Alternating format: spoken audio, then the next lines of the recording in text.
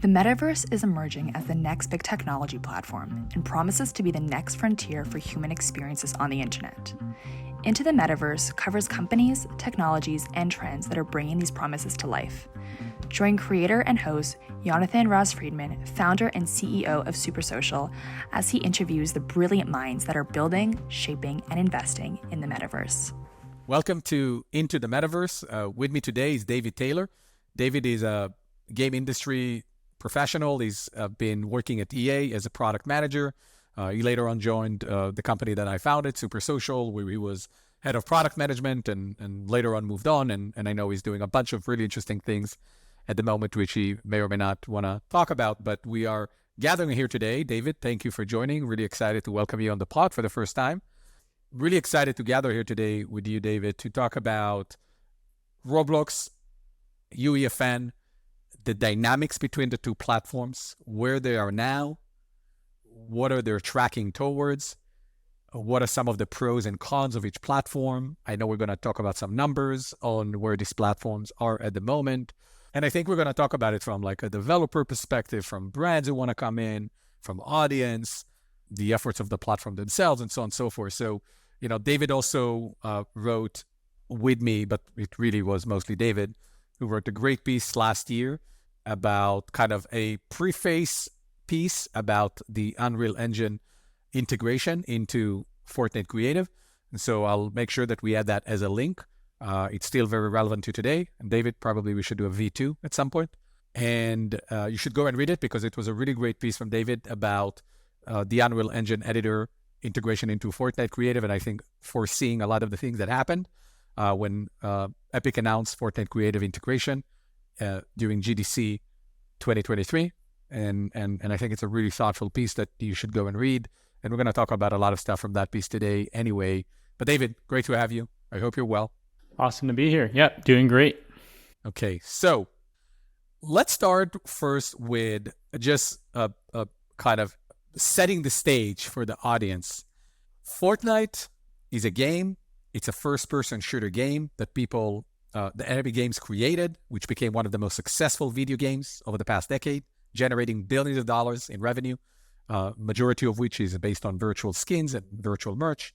They then they created Fortnite Creative, which was a version 1 of a creation platform that allows anyone to build Fortnite Creative type experiences inside the Fortnite ecosystem.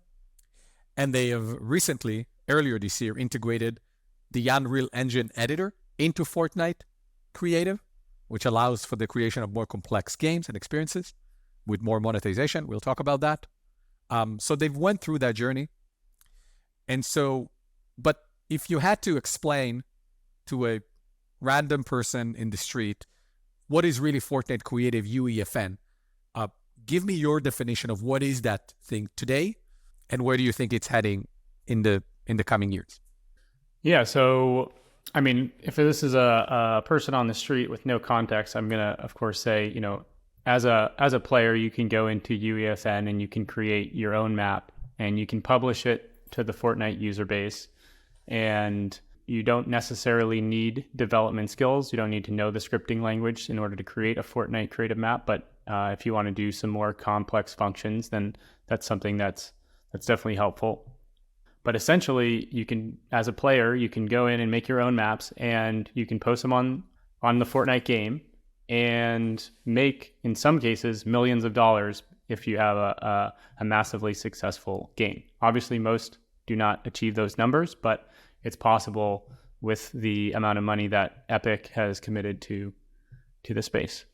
And let's talk a bit numbers, right? What is the scale that we know of today of UEFN from a daily user base and also from the market size of how much money is allocated to developers who monetize on the platform? Yeah, so in terms of daily active users, I don't have the numbers off the top of my head. At any given time, there's about 1.2 million players playing Fortnite. And in terms of total spend on the platform, I've estimated roughly $4 billion, which is sort of based off of Epic's reported numbers a few years ago and the fact that they've had stable DAU growth since then. And so basically, they've committed 40% to an engagement pool, which includes Epic's own created games, including Battle Royale, which is the main reason why people come to play Fortnite. And so when all is said and done, the majority of engagement in Fortnite is with Battle Royale. About 63%, according to my numbers, of all engagement is in Epic created games. And so that means that there's roughly 37% of that engagement pool going to independent creators. So roughly, that's a little bit less than $400 million, probably, $350 million is where it's at. And that number can change based off of the way that Epic incentivizes creation with their engagement payouts. And that's something that has changed recently, which we can talk more about in a bit. And just so folks are clear, that amount of developer payout is roughly, it's less than 50% of what Roblox anticipates it would pay out this year on the Roblox platform, which is about 800 million. So it's a different scale. And another thing that probably worth calling out is that Roblox has a bunch of diverse ways of how developers make money, anywhere from in-game monetization, selling virtual goods, engagement revenue, which is the only way you can monetize at the moment on UEFN. The common thing between the two is that when you talk about engagement revenue, both apply some sort of an algorithm that only they know about, that is not really made visible to developer community, and therefore it's unclear to the creators what exactly they need to hit from a KPI perspective to unlock that engagement revenue, which I think is something important to keep in mind as this platform continue to compete with one another on the attention of users and the attention of creators. Yeah, definitely. And on the Fortnite side, they do say what it's based off. They don't obviously put it into concrete terms, but they say, generally speaking, we want you to attract new players. We want you to attract lapsed players. We'll give you an extra boost if you do those things. If you're able to keep players coming back day in, day out, we'll give you more engagement payouts if you do that. And then lastly, this is the most recent change. It's been that if the player spends in the Epic item store, then within a week of the play session, they'll also give you an extra boost in engagement-based payouts. So let's talk a bit about strategy. I remember there is a tweet, right, and you incorporated, I believe, that tweet from Tim Sweeney in the letter you wrote, and he said, there's a tweet that asks him, at Team, like, what's Fortnite, and he says, like, today it's a game, but ask me again in a year, right? And so I think that was like a few years ago, right, or a couple of years ago. So what I want to talk about is what I believe is one of the key challenges that Fortnite faces in becoming a platform. Fortnite historically, and to a large extent till today, for a majority of people, is a first-person shooter game, a first-person shooter video game, right? That is mostly what it's known for. That is mostly what it is still known for around the world. Now, there's definitely a pretty good percentage of users who access Fortnite Creative. Can you refresh my memory? What was the number of players who also play Fortnite Creative, not just Fortnite? I don't think they've shared like what players are doing both, but in terms of just total engagement, it's around 36% of total engagement is in Fortnite Creative maps. Okay, so almost 40% of the engagement, which is significant, right? That being said, I believe, and I might be wrong, but I want to hear your perspective. I believe that even that 40% is happening within the context of Fortnite as a first-person shooter game. Let me explain that for a sec. It's happening from the perspective of what do people think Fortnite is? What is their expectation of the creative experiences built by the community? And that leads me to what I believe is a massive challenge for Epic in really making Fortnite Creative a widespread platform, not just in terms of users. And I know there's no official numbers, but I think the estimates are talking about 20 million daily active users, maybe even less, now that they're not available on mobile and iOS. But let's call it 20 million. It is less than a third of the daily active user base of Roblox. But more importantly, it's not the amount, it's the who are the users, right? And I still think we are looking at the most recent numbers shared by publicly, that about 90% of the user base of Fortnite and Fortnite Creative, or Fortnite at large, are 18 to 25-year-old male. Now, obviously, who knows if people actually put their real identity and their real age? No one knows. But let's assume it's roughly around that. What is your perspective on how realistic it is and what it would take from Epic Games to really expand and enhance the identity of what Fortnite is and means for people? And how do they go from a 90% 18 to 25-year-old male around the world who care about Fortnite as a first-person shooter game, and how do they go from that to a much more diverse gender split, age demographics? That will require a bunch of different pillars that need to be reimagined on the platform. I'd love to hear your take, and what do you think are those key pillars?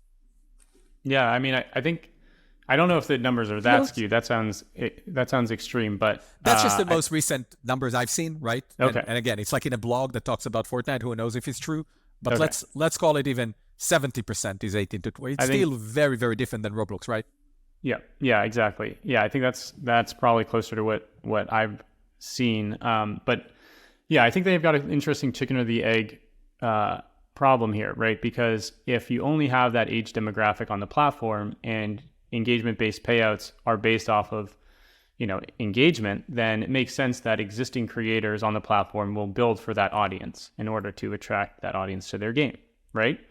But what they ultimately want is for new games to be created that attract a new audience and become something resembling more closer to Roblox, which is 51% male, and as far as age demographics, is fairly evenly split across every age segment up until 25. So I think that's the goal of what they want and what they're trying to figure out. And I think this goes back to how they incentivize the payouts, is they want new players to come to the platform and play games that are appealing to a different audience. And that's why they give this extra boost to players who are new, players who are lapsed, is because that's what they're trying to do. They're trying to give more money to people who create entirely new experiences that will attract a more female demographic, maybe a younger demographic. And yeah, I think that the challenge that they have is that the tool set just isn't quite there yet to build the types of experiences that exist on Roblox. And so again, they're just sort of not quite at the stage where they're going to achieve everything that they've set out to achieve, because even if they had creators who could attract a user base that would play entirely new games, the tool set doesn't allow you to create most of these games that you see on Roblox today. Yeah, and I think that, so we're talking about the tool set, right? That needs to be way more expansive. Fortnite UEFN today does not allow player progression. There's no real virtual economy yet. You can't really create your own avatars. All of those things will happen, right? Certainly. Can't create your own items. Create your own items. Yeah. All of those things will happen certainly in the coming years, TBD when, but let's assume they're all happening. You will then need a very robust creator community that wants to build those diversified experiences. And it's very much a cold start problem, because in order for someone to create experiences that are different than the core of what generates money, assuming those who create experiences want to monetize and build a business and sustain themselves, you're going to need the audience that is looking for those experiences, right? And now, I'm not suggesting that that's not possible. That's definitely possible, especially when you're Epic Games and you're one of the world's largest and most known game companies in the world on publishing, game engine, now with Fortnite Creative. It's definitely possible. I would argue that people underestimate the length of time and the level of investment that it would take for a company like Epic Games to get to a real scale that goes beyond the niche of the Fortnite audience. Because even if we talk about 20 million daily active users, in the grand scheme of things, it may be a lot for a game. It is not much for a platform, right? I would even argue that even Roblox at 66 million daily active users, it's still a niche, right? That's why when I hosted Dan Sturman, CTO of Roblox, on the podcast, one of my questions to him was, Dan, how are you going to get, like, what needs to happen and what needs to be true for Roblox to get to 1 billion users? And he said those three things, and I'm curious about your POV. He said those three things. He said, number one, Roblox has to be a utility. And you see what they're launching soon this year, the Roblox Connect, that sort of avatar-based phone call experience, which is really cool. And I think will drive a lot of interesting experiences around it. So Roblox needs to become a utility, not just a place you play games. One. Two, he said, Roblox needs to be a place where anyone can create. Generative AI likely will play a role in enabling 10 times more people to create on the Roblox platform in the coming years. And then the third thing he said was Roblox needs to be on all computing devices. We're seeing the expansion now. Only in the last few months, Roblox announced Meta availability, PlayStation availability. Obviously, there is still more devices, anywhere from Vision Pro that we launched to Nintendo Switch. And of course, there is this little tiny country called China where Roblox has presence, but really hasn't done yet much for a bunch of different reasons that we don't need to get into. So, I mean, my first question to you is, what's your POV on those three things that Dan said that need to be true for Roblox to reach 1 billion users? Now, I didn't put him on the spot and ask, is it 1 billion daily? Let's assume it's 1 billion people on the platform. Let's assume it's 1 billion on a monthly basis, right? Which is still, I don't know, 5 times more than they have now, 4 or 5 times more. That really requires Roblox to become something that it's not today. Yeah. I mean, I think this is why they emphasize in their earnings calls over the last year or last couple of years is the importance of aging up. Because, in order to achieve those numbers, you need to become more than just a game or a platform for kids. And I think that, they've done a good job, at least according to the numbers. And obviously you can take those numbers with a grain of salt because anyone can sort of state their age. And with the age gating that they've now employed, there's even more incentive for kids to claim to be 18 plus. But, it's going to, in order for them to be successful and achieve 1 billion, users, they need to be everywhere. They need to be a platform for everyone. And I think that will just come with time because, once you're on Roblox, it seems like it's a fairly sticky platform, even if it doesn't necessarily become the main way that people, in the 25 plus demographic like to play games. It is still a way for them to engage with their friends and spend time together, which I think ultimately is what they're moving towards, right? They want to become a utility. They want to do phone calls and video conference calls on Roblox. So I think, it's totally possible. It's going to be many, many years before, they prove it. I think growth will probably slow, at some point. They're at 20% year over year growth that I don't think will sustain forever. But with time, I think they can eventually get to 1 billion. 1 billion is a lot. 1 billion is Facebook level. And I agree. I mean, obviously I'm bullish on the category. I'm bullish on Roblox. I'm also bullish on UEFN in the long term. But I do echo what you're saying, that it's going to take a long time. I think especially because the category is so very early in general, right? Everyone feel like the metaverse virtual world is still in a toy stage. It's not something that is mainstream. We're not going to see 45-year-old people jumping into a Roblox experience anytime soon. And I don't think at all, potentially. But as this generation, this metaverse native generation, anyone that's born after the year 2000 matures and come of age, it would increase the probability that not only that generation, but anyone born after. So in a 20-year time frame, in a 10 to 20-year time frame, I think 1 billion people is very realistic, given just how early the category is. But I do think we're talking about a lot of people, and I think that just shows how much upside potential there still is in this category, how early we are which is why even at 66 million daily active users, I'm saying it's still a niche. Now it's a niche audience, demographically speaking, but the upside is clear. I want to switch gears and talk about developer community.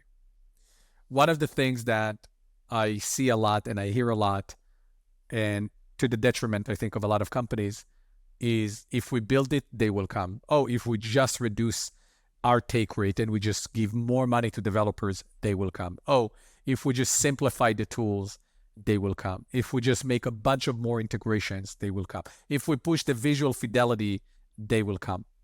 And my answer in most cases, even in the case of UEFN, and this is where I want to hear your take, even in the case of UEFN, I point people to the fact that Roblox is not a 5-year-old company, not even a 3-year.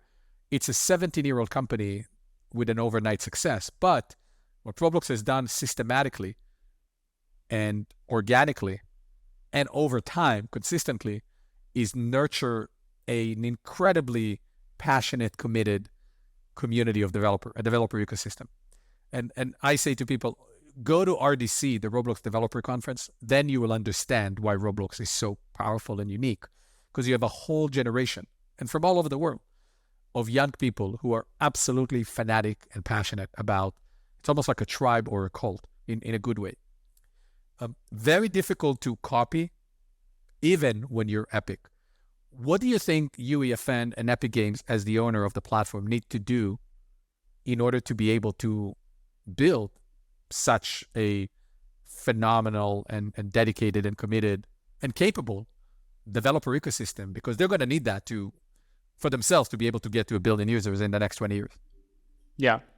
I mean, I totally agree with everything you're saying around, there being a number of platforms out there that are trying to just, create a niche for themselves and grow a player base. And I think that's going to be really difficult for those companies that are focused on being a platform first. I think that what Epic has going for it is that it had tentpole content that brought in tens of millions of players, hundreds of millions of players to play Fortnite, and that is a great starting point for building a creator community around. Because ultimately, what's going to bring people in is whether or not you can pay them, right?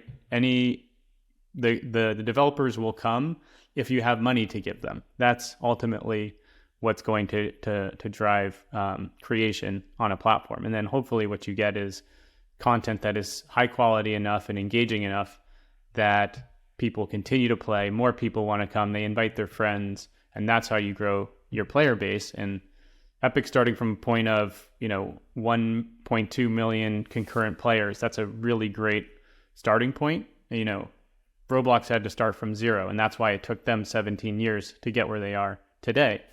I think Fortnite's able to sort of jump the line a bit because they already have such a huge audience, and because they're able to pay out their creators in far higher numbers than any other platform besides Roblox does today. I think the one thing that they don't have, and this is also a function of being a fairly young company relative to Roblox, is the tool set. So you have all these talented people, even AAA developers who want to come in and build on UEFN. And what they're finding is they can't build the experiences that they want to build. They're constrained by a fairly limited and often buggy tool set that prevents them from building something that you would expect from a talented game designer. And so what you see on the platform today is these very constrained experiences. Mostly practice maps are what are successful today. A couple obbies had some breakout success. Obstacle courses, that's what obbies stand for. And so, I think the area where Epic really needs to catch up is on the tooling. How much is this a case of Epic potentially over-promising and under-delivering at the moment to the expectation with their massive announcement at GDC? Is there a world where it would have served them better to integrate UEFN and kind of start a bit more gradually? I know it's tough because it's Fortnite and it's so known, but how much do you think the over-promising and under-delivering could be at their detriment? I don't think it's necessarily that they're over promising and under delivering, which I mean they are, but I don't think that's necessarily the issue. I think the issue is that they're paying out $400 million, $350 million a year to creators, which is a lot of money, but they haven't provided the tool set to get the ROI on that investment. So, you might have brilliant creators who are entering the platform, but if you don't unlock their ability to design incredible games, then you're paying money to content creators who are already on the platform. That's where there's a creator who's probably going to make $20 to $25 million this year, just through engagement-based payouts. And his game has been on the platform for a couple years. So they didn't actually get new content from increasing their spend in this space. And I think that's the challenge. And it's hitting their bottom line. They had to lay off 16% of their workforce a few weeks ago, which is interestingly, the same number or similar number to how their costs increased. So their total cost as a company as a result of this increased by 15%. And they had to lay off 16% of their workforce. That is very interesting. And Tim Sweeney has been talking about that Fortnite at the moment is a lower margin business than it used to be, obviously, because they're giving so much revenue back to the community. It's a really interesting point. I think that's a lot of food for thought for Epic, and I think also for creators who are thinking about coming into the platform. Another aspect I want to pick your brain on is to what extent not being available for all the reasons we know of on mobile, on iOS, on the iOS ecosystem, to what extent this hurts them in the near future? I mean, Roblox is 70% mobile. 78 mobile and tablet. 78%. So, it's not too much of a leap to assume that it would be similar for Fortnite. And so, this is only 30% of their total addressable market that they're currently accessing. So I think it's a huge opportunity, I'll say. Obviously mobile spends at a lower rate than console and PC. So it's not going to be the most highly monetizing player base, but in terms of just growing their audience, still a significant chunk of change. Like there's massive upside there if they can sort of resolve the issues that currently exist. Let's talk a bit about brands. Obviously, you've worked with me on a bunch of things related to brands at Super Social. Fortnite Creative is a place brands are activating, not at the same scale as Roblox, right? Roblox had probably close to 100 branded experiences launched over the last 3 years. Epic had dozens, and surely will grow. When brands are thinking about activating in one or both platforms, what do you think are the key considerations that they should make when they think about which platform to go, or even explore, does it make sense to be on both? Yeah, I mean, the most obvious one, and I think probably every brand thinks about this, is just the demographic that they're trying to reach, right? Fortnite is a very specific age and gender demographic, whereas Roblox is very diverse. So if you're not looking to reach, college age men, then you probably want to go to Roblox. The strategy as for how you approach that and how you go to market with a Roblox or Fortnite game, I think also varies based on of your platform. But I don't know if you want to dive into that. Well, give me your perspective. So, on Fortnite, what you see is sort of these brief spikes where, you'll launch a game and you'll get players into it. And, even for, particularly successful games, they'll only be making a splash for a few weeks before they eventually die out and then nobody's playing them anymore. And so, when you're on Fortnite, if you're a brand and you're thinking about, I want to have a sustained experience, it's not going to be the case on Fortnite in most cases, right? So if you want to have a presence that goes on for months or years, you probably want to be on Roblox, because the way that the Roblox algorithm works is it will continue to feed you players as long as you're engaging the audience, and you'll have a baseline of 100 to 1,000 concurrent players at any given time. you'll have a branded world where there's activity, it's alive. On Fortnite, there's just a graveyard of branded experiences that launched, maybe brought in players for a few days, but now have nobody playing in it. Yeah, and I think that's a really important consideration for brands, because I think we're getting into kind of the second wave of brands coming into these metaverse platforms. And I think what's clear is that for a lot of them, they want to have that sort of persistent presence. I'm not even talking about a persistent experience necessarily, right? It's persistent presence. They want to be relevant. They want to be there. They want to build a community. I like to inform brands and tell them, like, you're already making all that effort to come in. And then what? You're just going to walk away and stop, right? I think there's a lot of value going to be in the long term for the brands who are sticking to, who are sticking to the lane and are staying in the platforms and are continuing to activate, continuing to nurture relationship with the community. I just think it's very different on UEFN versus Roblox at the moment, for the reasons you've mentioned, all the way to the type of games you can build on UEFN, to the player progression, to the game mechanics, to the monetization, right? I think all of the things that make Roblox such an attractive place to brand, to activate, is also why UEFN, I believe, is going to have a challenging time in the near future until they really build out those foundations that we talked about to enable the creation of more complex, more diverse experiences that ultimately would justify brands coming in and staying and activating and continuing to invest more on those platforms. And so, I think you're right. And that helps kind of outline some of the really key components of differentiation, not necessarily from where these platforms want to be, but where they are at the moment, and how much, to an extent, right, there is a very little overlap at the moment between the two platforms, in terms of audience, in terms of the technical capabilities, in terms of the monetization and what you can do as a brand or as a creator. I actually think that's a good thing. It means that both of them need to continue and push, but it is clearly a situation where, while Roblox is a well-established platform, UEFN as a way to go to really be cemented as a platform. And then we'll need to see how both of them can continue and push the boundaries forward. But I also don't really see any third platform emerging anytime soon. And I wonder if you have a point of view on that.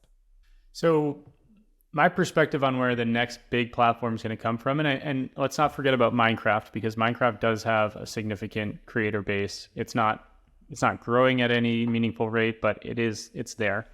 I think the next big platform is going to be a large franchise that already has a significant audience. So, the couple that come to mind on the horizon would be The Sims and GTA 6. I think those are going to be two games that have the potential.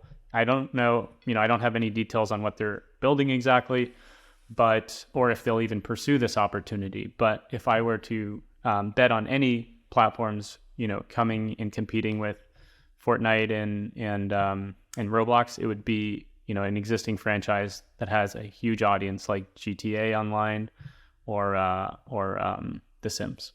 I do find the possibility that a third contender could be another Fortnite-like case study rather than another Roblox, because I think building another Roblox is just going to take a long, long, long time, while I think there are other challenges in turning a game into a platform.